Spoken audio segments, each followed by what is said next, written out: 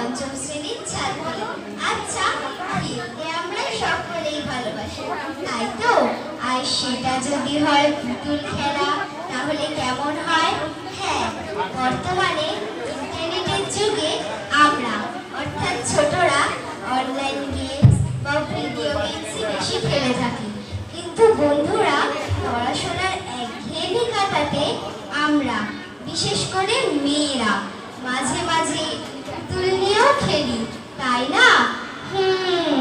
আপনারা ঠিকই ধরেছেন।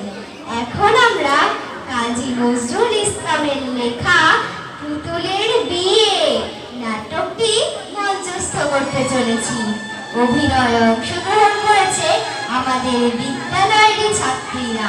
তাহলে আসুন আপনাদেরকে কিছুক্ষণের জন্য ছেলেবেলায় ফিরিয়ে নিয়ে যাই।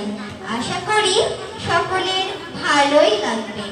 শুরু হচ্ছে কাজী নজরুল ইসলামের লেখা নাটক পুতুলের বিয়ে।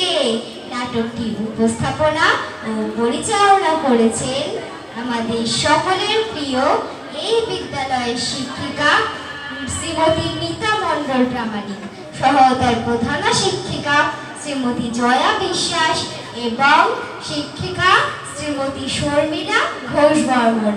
তাহলে আসুন, এখন শুরু হচ্ছে কাজী নজরুল ইসলামের লেখা নাটক পুতুলের বিয়ে।